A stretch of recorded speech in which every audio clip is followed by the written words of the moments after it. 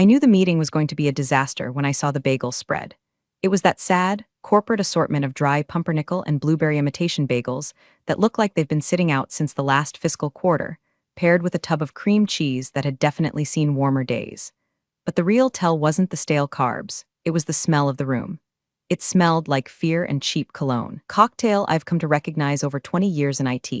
We were herded into the main conference room, the visionary suite, because apparently naming rooms after actual functions is too passé for the modern fintech disruptor. I stood in the back, leaning against the server room door frame, my natural habitat. I'm Grace. I don't do synergy, I don't do circle backs, and I certainly don't do whatever the hell was happening at the front of the room. I do security. Specifically, I manage the dark, boring, and terrifyingly important intersection where this private financial firm touches the federal government's money. Enter Caleb Roth, the new VP of Technology. Caleb is what happens when a LinkedIn profile gains sentience and buys a Patagonia vest. He's 32, has teeth white enough to blind a pilot, and speaks exclusively in TED Talk subtitles. He'd been here 3 weeks. In that time, he'd managed to use the phrase paradigm shift 47 times, I counted, and had yet to log into a single administrative console correctly. He tapped the microphone, sending a screech of feedback through the room that made half the engineering team wince. Team, family, rock stars, Caleb started, flashing a smile that didn't reach his dead, shark-like eyes. We're entering a new era, an era of agility. An era of cloud-first, lean-forward, disruptive innovation. Checked my watch. 9:04 a.m. He had 6 minutes before I had to run the daily encryption cycle on the node. To get there, Caleb continued, his voice dropping to that faux somber tone executives use when they're about to ruin lives. We need to trim the fat. We need to shed the legacy weight that's anchoring us to the past. The room went silent. You could hear the hum of the HVAC system and the distinct sound of a junior developer hyperventilating. Grace, he said. He didn't look at a piece of paper. He just looked right at me, pointing a finger gun. Actual finger guns in a layoff meeting. You're a legend here, really. But your role, it's redundant. We're moving everything to an automated cloud infrastructure managed by an external vendor. The on-prem hardware is dinosaur tech. Today is your last day. The air left the room. People turned to look at me. I saw pity in the eyes of the older sysadmins, the ones who knew that dinosaur tech was actually a hardened localized server mandated by the Department of Defense. I didn't blink. I didn't cry. I just felt a strange, cold clarity wash over me. It was the same feeling I get when I see a red line in a server log, a problem that needs isolating. Is that so? I asked, my voice flat. It is, Caleb smirked, clearly enjoying the power trip. HR has your packet. Security will escort you out. Oh, and Grace, please leave the company laptop on the table. Asset retention policy. Now, here is the part where most people would scream. They would shout about their 15 years of service, the weekends spent patching zero-day exploits, the holidays missed keeping the network from imploding. I almost did. But then I looked at the laptop in my hand. It wasn't a standard issue Dell. It was a heavy, matte black unit with reinforced ports and a biometric scanner that required a fingerprint and a retinal match to boot the OS. It was one of 3 audit nodes in existence. Caleb, I said, stepping forward, you sure about the hardware? This isn't a standard workstation. Company property, Grace, he snapped, his smile fading into annoyance. Leave it. We'll wipe it and repurpose it for the interns. Repurpose it for the interns. The absurdity of it almost made me laugh. He wanted to give a machine containing classified cryptographic keys to a 20-year-old named Braden so he could make TikToks on his lunch break. I walked up to the table. The room was watching the old guard surrender to the new blood. I placed the laptop gently on the mahogany surface. Okay, I said. It's all yours, Caleb. I turned to leave. Hey, hold up a sec, he called out. I stopped. Badge 2. I unclipped my badge, one with the special holographic stripe that allowed entry into the SIF, Sensitive Compartmented Information Facility, in the basement, and tossed it next to the laptop. Speaking of tossing things, if you're enjoying witnessing a corporate train wreck in slow motion, go ahead and hit subscribe and give this a like. It helps me pay for the therapy I clearly don't need because I have revenge instead. Thanks, guys. Good luck with the cloud, I said, walking toward the exit. We make our own luck, Caleb replied, already turning his back to me to address the terrified survivors. I walked out of the conference room, down the long hallway lined with inspirational posters that said things like grit and hustle, and into the elevator. My hands weren't shaking. My heart wasn't racing. I was in diagnostic mode. Because here's the thing Caleb didn't know, that laptop isn't just a computer. It's a literal piece of federal infrastructure on loan to the firm. It's tracked, it's monitored. And most importantly, it has a sticker on the bottom that he didn't bother to read. As the elevator doors slid shut, cutting off the view of the office I'd built from the ground up, I reached into my pocket. My fingers brushed against a small, innocuous-looking USB drive. It wasn't data I'd stolen. I'm not a criminal. It was my personal encryption key backup, something I'm legally required to keep on my person at all times per the terms of my clearance. Without me, and without that key, the audit node on the table wasn't just a brick. It was a time bomb, and Caleb had just decided to sit on it. I walked out into the parking lot. The sun was shining, the birds were singing, and I had a feeling that the Department of Defense was going to be very interested in Caleb's asset retention policy. I sat in my car, a practical, paid-off sedan because I'm an adult, and stared at the building. I could see Caleb through the glass walls of the conference room, gesturing wildly, probably explaining how much money he just saved the company. Idiot, I whispered. I started the car. I didn't go home immediately. I drove to a diner 3 towns over, ordered coffee and pie, and sat there for 2 hours just breathing. I needed to let the timestamp solidify. I needed the logs to show a clear gap between my termination and whatever stupid thing he was about to do next. The game had started, and he didn't even know he was playing. My home office is a sanctuary of cable management. There is no dust, there are no tangled wires. There's a tri-monitor setup that hums with the low, steady frequency of a well-oiled machine. It's the antithesis of the chaotic, open-plan nightmare I just left. I sat down in my Herman Miller chair. I won indulgence and exhaled. The adrenaline from the morning was fading, replaced by the dull ache of insult, redundant. The word kept bouncing around my skull. I built that network. I patched it when the Russians poked at it in 2016. I secured it when the crypto miners tried to hijack our servers in 2020. And now, I was redundant because a guy who wears loafers with no socks said so. I opened my personal laptop. Be clear, I did not hack back into the company. I didn't need to. I am the custodian of the Federal Bridge. My status as a contact point for the agency doesn't disappear just because Caleb took my badge. Until the paperwork clears in DC, which takes weeks, I am still the registered keeper of the keys. I logged into the external government portal. It's a drab, gray website that looks like it was designed in 1998, but it has more security layers than the Pentagon. Two-factor authentication, a hardware token, and a password that is 32 characters of gibberish. Access granted. I navigated to the asset status page. There they were, the 3 audit nodes. Node 1, offline safe in the server room. Node 2, offline safe in the backup vault. Node 3, active. My stomach dropped. Node 3 was the laptop I left on the table. It shouldn't be active. It should have gone into sleep mode the moment my biometrics were removed from the immediate vicinity for more than 10 minutes. Unless he forced a hard reboot, I muttered to the empty room. I watched the logs populate in real time. The timestamps were glowing in amber text against the black background. 11:42 a.m., hard reset initiated. 11:45 a.m., BIOS challenge failed. 11:46 a.m., BIOS challenge failed. 11:50 a.m., admin override attempted user, Croth admin. He was trying to brute force a federally encrypted machine using his corporate admin credentials. It was like trying to open a bank vault with a library card. Caleb, you absolute moron, I whispered. I took a sip of water, my eyes glued to the screen. Every failed attempt was being logged not just on the machine, but on the mirrored server at the agency. He was flagging himself. With every incorrect password, he was waving a giant digital flag that said, "Hi, I am unauthorized and I am touching sensitive material." Then the log changed color. Red, 12:05 p.m., perimeter breach alert intrusion detected on port 8080. He wasn't just trying to log in. He had plugged it into the open internet. I closed my eyes and pinched the bridge of my nose. The audit nodes are air-gapped devices. They are never, ever supposed to touch the public web. They connect only via a secure, encrypted tunnel. By plugging an Ethernet cable into it, or worse, connecting it to the office Wi-Fi, Caleb had just exposed a classified endpoint to the wild internet. This wasn't a firing offense anymore. This was a federal agents in windbreakers showing up at your house offense. I had a choice. I could call him. I could call the office, get him on the line, and scream at him to unplug it before the automated sweepers found it. I could save his career. I could save the company the massive fine they were about to incur. I reached for my phone. I dialed the main office line. "Thank you for calling," I hung up. "Redundant," I said aloud. "I'm redundant." If I was redundant, then my warnings were redundant too. Instead, I opened a new email window. I typed in the address of my handler at the agency. Let's call him Agent Miller. Miller is a man who has no sense of humor and even less patience for incompetence. Subject: Notice of status change / potential asset compromise Agent Miller, effective 09:00 a.m. today. My employment with company name was terminated. I was ordered to surrender custody of Audit Node 3, serial hash 8892 alpha, to Mr. Caleb Roth, VP of Technology. Despite my verbal warning regarding chain of custody protocols, I am observing erratic activity on the asset beacon. I am no longer on premises and cannot intervene. Please advise. Regards, Grace. I hit send. The beauty of the system is the bureaucracy. I had done my duty. I had reported the separation. I had reported the asset location.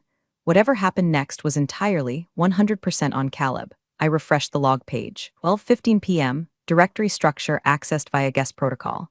He had managed to bypass the login screen using a guest account exploit, an old trick that works on consumer Windows but triggers a honeypot mode on these secure machines. The machine lets you think you're in. It shows you folders. It lets you click things. But it's recording every keystroke, every mouse movement, and it's sandboxing you in a digital cage while it traces your location. Caleb thought he had cracked it. I could practically see him high-fiving the other bros in the conference room. "Look at this," he'd say. Grace locked it down, but I got in. "I'm a genius." He was browsing the honeypot files. He was opening folders labeled Confidential Budget and Black Project Alpha. These folders were empty decoys, digital flypaper. But then I saw the metadata tag for a file he uploaded to the machine. File name, DoD Pitch Deck Final V2. PPTX size, 45 MB. He wasn't just looking. He was using the classified laptop to store his own presentation. He was treating a government audit node like a USB stick. I leaned back in my chair. The silence of the house felt heavy, charged with static. "You didn't just touch the stove, Caleb," I said, watching the cursor blink. "You just climbed inside the oven." To understand why Caleb is currently dancing on a landmine, you have to understand how I got hired. 7 years ago, this company, let's call them FinCorp, landed a massive contract to process transaction data for a sub-agency of the DoD.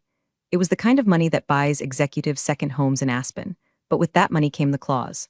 The clause stated that FinCorp had to maintain a localized, hardened infrastructure for data validation. No cloud, no Oz, no Google Drive, just cold, hard steel in a locked room, managed by a custodian with a specific level of security clearance. That's me. I wasn't hired because of my sparkling personality or my ability to pivot tables in Excel. I was hired because I hold a TS/PSI clearance with a polygraph chaser. I am the human requirement for their billion-dollar revenue stream. For the first 5 years, the old CTO, a guy named Marcus, understood this.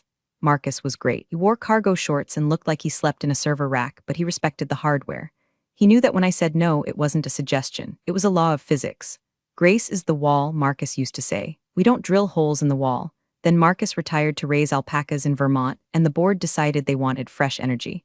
They wanted a disruptor. Enter Caleb. I remember his first week. He walked into my office, which was actually a converted storage closet next to the server room because I needed to be close to the metal, and wrinkled his nose. "Little dark in here, isn't it?" he asked, leaning against the doorframe, sipping a green juice that cost more than my hourly rate.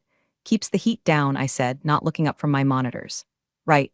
Listen, Grace, I'm looking at the org chart, and I'm seeing a lot of hardware dependency in your sector.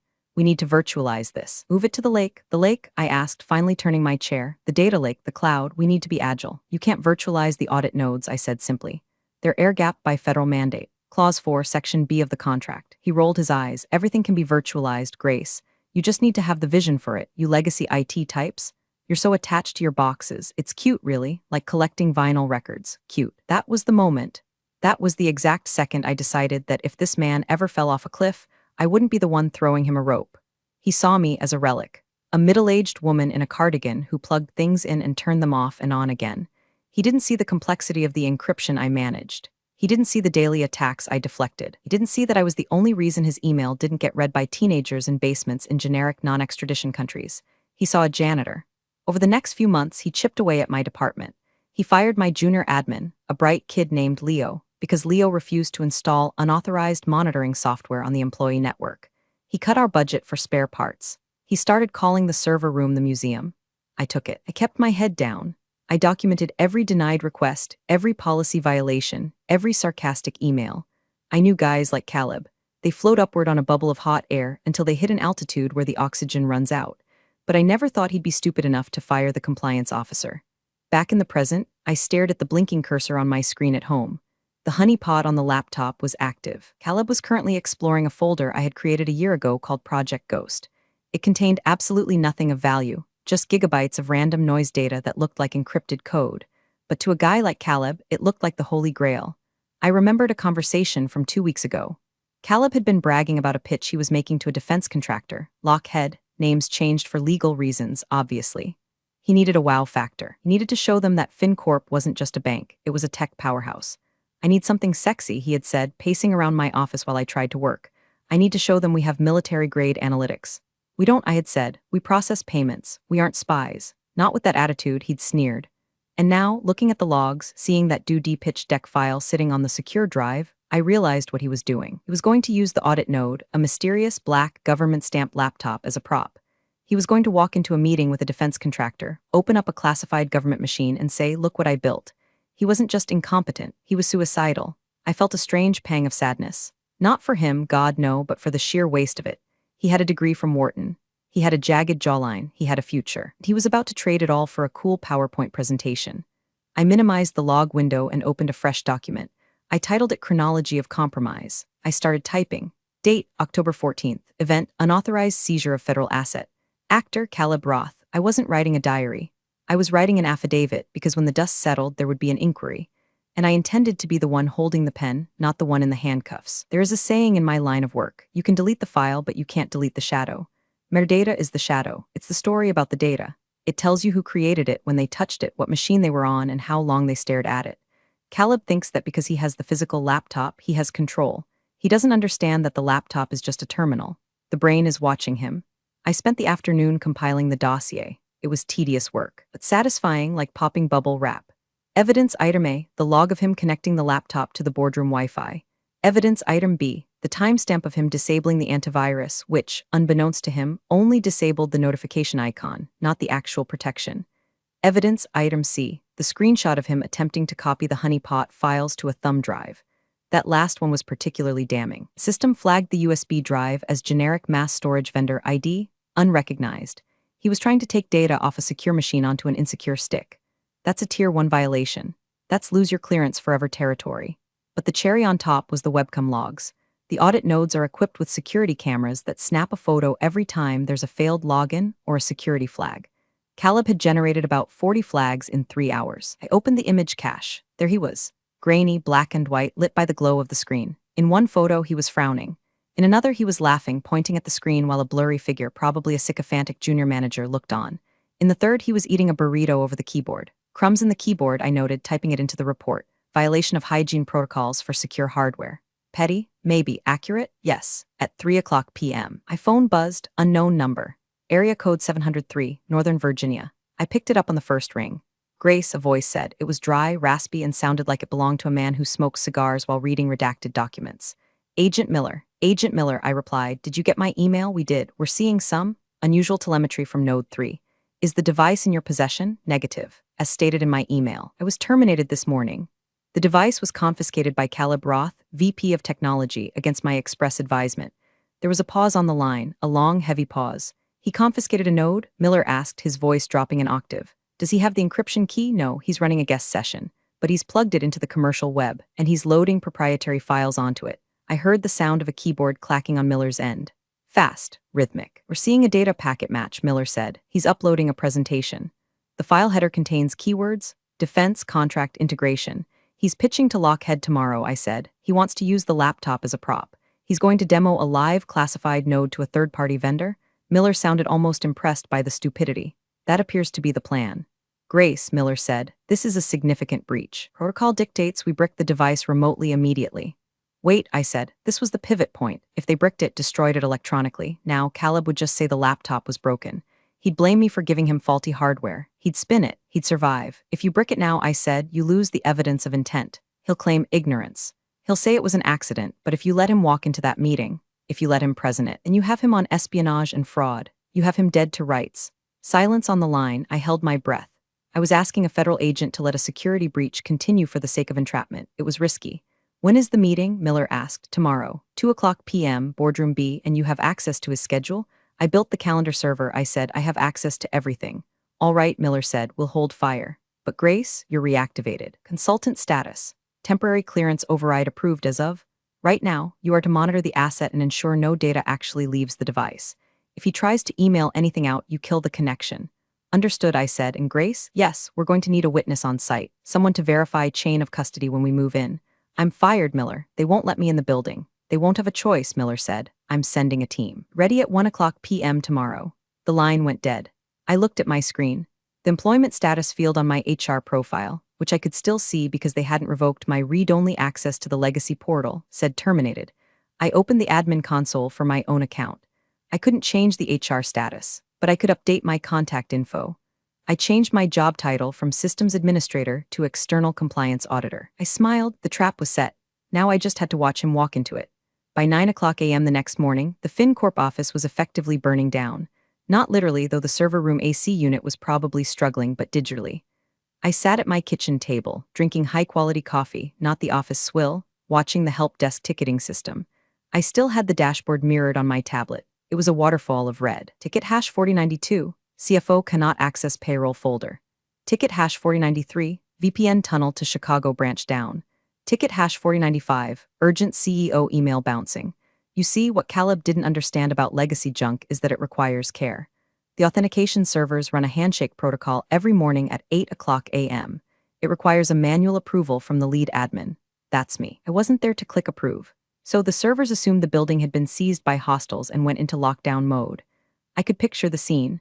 The sales guys slamming their mice, the traders screaming about lost milliseconds, and Caleb, sweating in his Patagonia vest, trying to explain why the cloud transition was causing the elevators to stop working. Yes, the security badge system was routed through the same auth server, my little design quirk. My phone buzzed. It was Sarah from accounting. Sarah is a good kid. She brings in donuts on Fridays and knows more about the company gossip than the HR director. Grace, oh my God, she whispered. She was clearly hiding in the bathroom. I could hear the echo. Hey Sarah, rough morning? Rough, it's the apocalypse. No one can log in. The printers are printing pages of pure black ink. The coffee machine is displaying an error code I've never seen. Caleb is running around screaming that you sabotaged the system before you left. Predictable, I said, buttering a piece of toast. I didn't sabotage anything. I just wasn't there to turn the key. He's telling everyone it's a logic bomb you planted. He's threatening to sue you. Let him threaten, I said. What's he doing now? He's in the boardroom with his assistants. They're trying to get the presentation ready for the lockhead guys. But Sarah lowered her voice further. He's using that black laptop, the weird one. He says it's the only computer that's stable right now. I laughed. It was perfect. The irony was so thick you could choke on it. The only reason the audit node was working was because it wasn't connected to the company network I'd supposedly sabotaged. It was running on its own independent, government-grade architecture. He was fleeing the burning building and hiding inside the bomb. Sarah, I said, do me a favor. Stay away from Boardroom B this afternoon. Why, just trust me, take a long lunch. Go to that salad place you like, okay? Grace, are you coming back? Everyone is saying we need you. I don't think I'll be coming back, Sarah. Not in the way you think. I hung up. On my screen, a new alert popped up from the audit node. 10:30 a.m., external projector connected via HDMI. He was doing a dry run. I clicked on the remote desktop view, a feature strictly for auditing, of course. A window opened showing exactly what was on the laptop screen. It was a PowerPoint slide.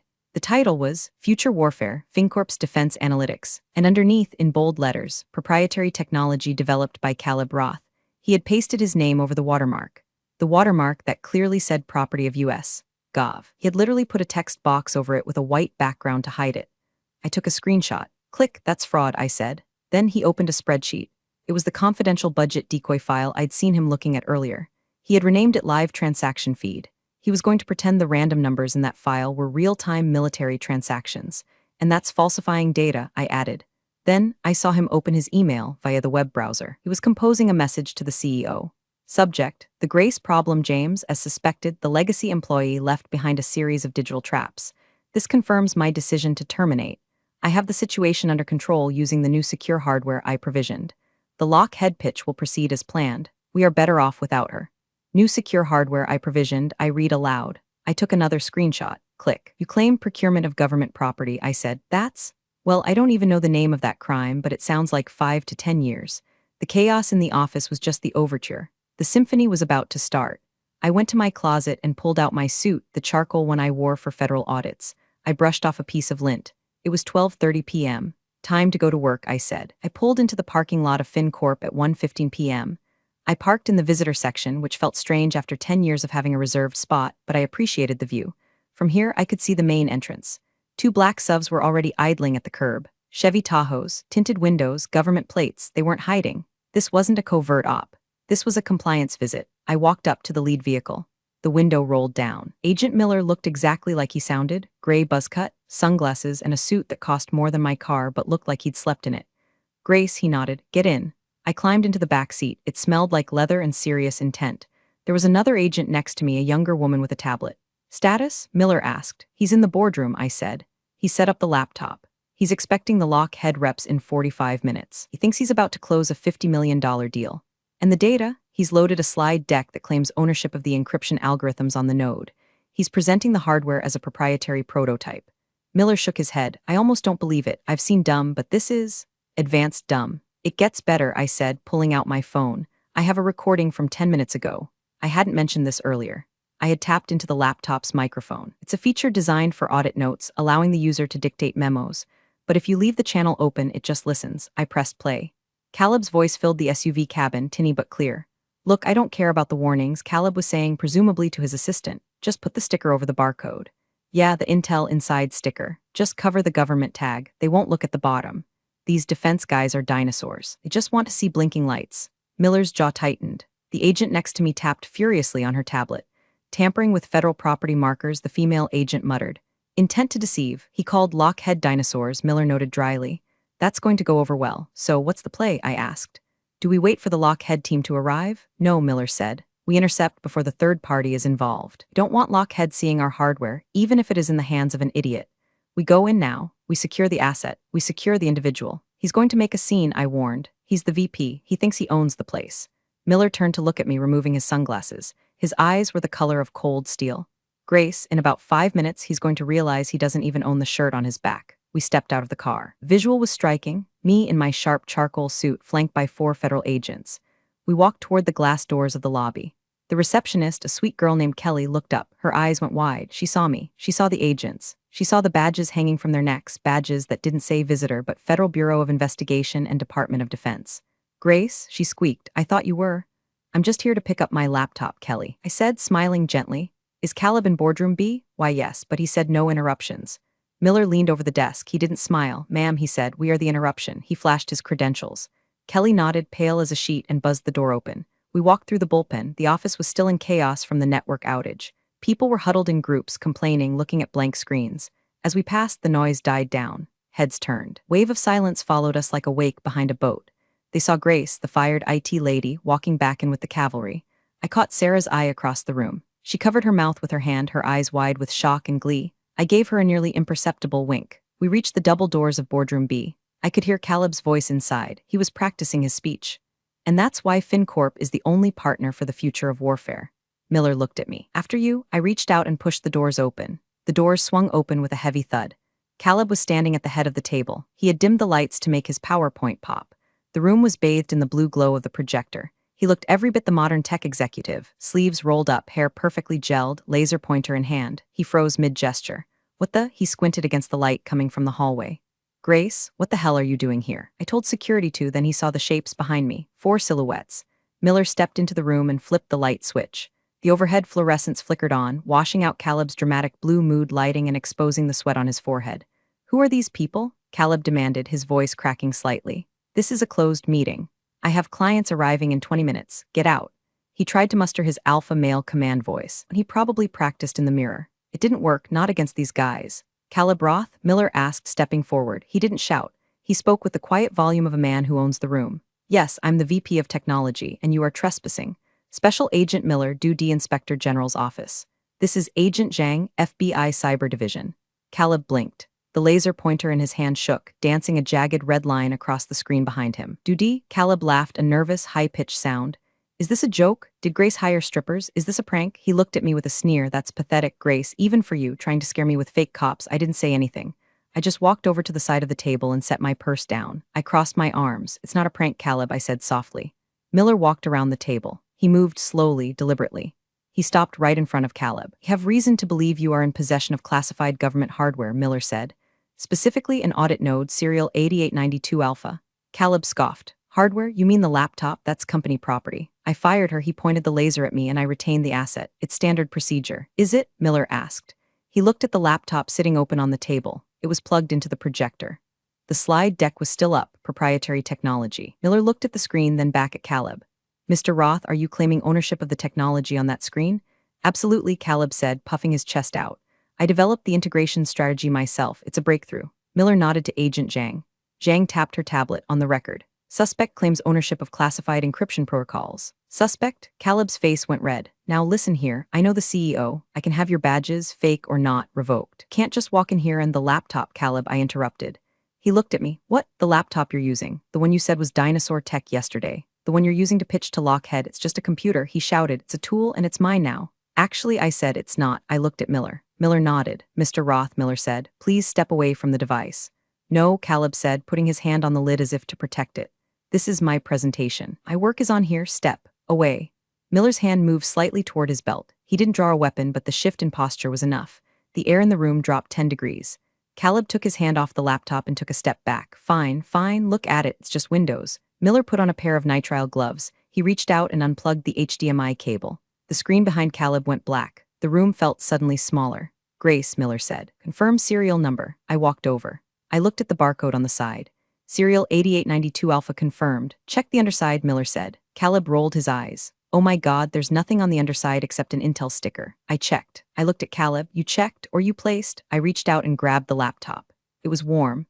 I could feel the fan spinning, trying to cool the processor that was crunching the massive amount of data Caleb had illegally loaded. Caleb, I said, you really should have read the manual. I flipped the laptop over. There, right in the center of the chassis, was a shiny blue Intel Inside sticker. It looked brand new. It was slightly crooked. See? Caleb smirked. Standard consumer hardware. I looked at him. You bought this sticker from a sheet, didn't you? Amazon, $5 for a pack of 10? I don't know what you're talking about, he lied. But his eyes darted to the door. Miller stepped in. Agent Zhang, if you would. Zhang stepped forward with a small pair of tweezers. With surgical precision, she caught the edge of the Intel sticker. Caleb flinched. She peeled it back slowly. The adhesive gave way with a soft zipping sound. Underneath the cheap blue sticker was a metal plate riveted into the casing. It was red and silver. The text was etched into the metal. Miller leaned in and read it aloud, his voice echoing in the silent room. Property of U.S. Government Department of Defense. He paused. Classified System Level 5 clearance required. He looked at Caleb. Unauthorized access, tampering, or removal is a federal felony punishable by up to 20 years in prison and fines not exceeding $500,000. Silence. Absolute ringing silence. Caleb stared at the plate. His mouth opened, but no sound came out. He looked like a fish that had just been pulled onto a boat. That wasn't there before, he stammered. Grace put that there. She's framing me. Miller stood up straight. Mr. Roth, this plate is riveted, and the serial number matches our inventory logs from 3 years ago. Furthermore, we have digital logs of you accessing this device, bypassing security protocols, and uploading unclassified data to a classified drive. We also have audio of you instructing your staff to cover this plate. Caleb slumped against the whiteboard. The marker tray rattled, but I was trying to streamline. You breached the Espionage Act, Miller said casually. You also violated the Computer Fraud and Abuse Act, and by connecting this device to the open internet, you compromised a federal node.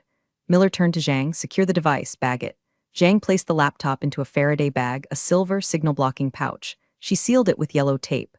Caleb Roth, Miller said, pulling a pair of handcuffs from his belt. You are under arrest. No. Caleb whispered, I have a meeting. Lockheed is coming. Lockheed isn't coming, I said. I canceled the meeting from your calendar 10 minutes ago. I told them you had a legal emergency. Caleb looked at me. His eyes were wet. The arrogance was gone. The visionary VP was gone. All that was left was a scared kid in a vest. Grace, he pleaded. Grace, tell them. Tell them I didn't know. I'm not a spy. I'm just trying to do my job. I looked at him. I thought about the redundant comment. I thought about the dinosaur tech. I thought about him firing Leo. Ignorance isn't a defense, Caleb, I said, especially when you put a sticker over the warning label. Miller spun him around. Click, click. You have the right to remain silent, Miller began. I watched them march him out. He was crying now. Actual ugly sobbing. As they passed me, Miller stopped. Grace, he said, good work. We'll need a debrief statement tomorrow. I'll be there, I said, and, strictly off the record, Miller nodded at the Faraday bag. Nice catch on the Wi-Fi breach. You kept the damage contained. Just doing my job, I said, even if I don't work here anymore. Miller smirked. We'll see about that. They walked Caleb out. I stood alone in the boardroom. The projector was still humming, displaying a blue no-signal screen.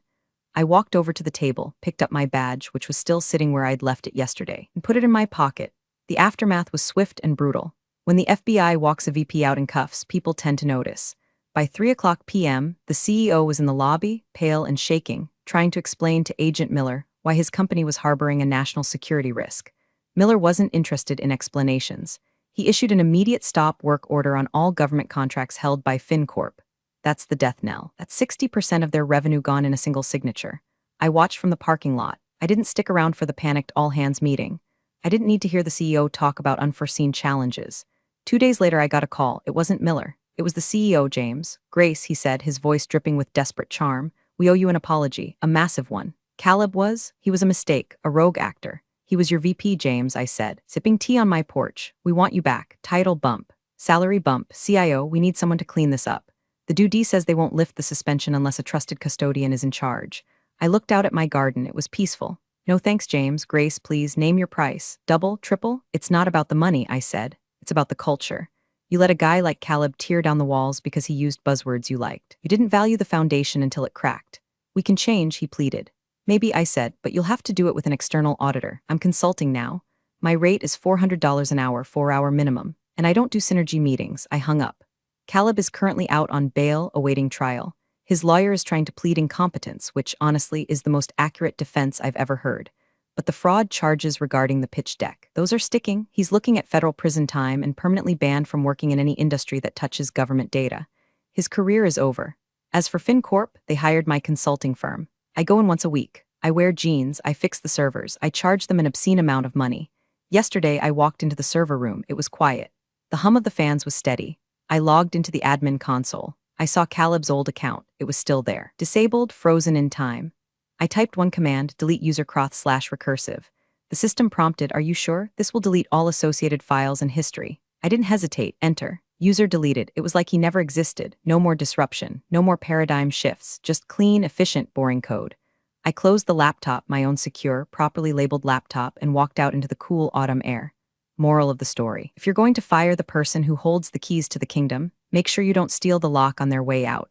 And for the love of God, always read the sticker on the bottom. We're all healed. If you liked this breakdown of corporate stupidity, maybe hit that upvote.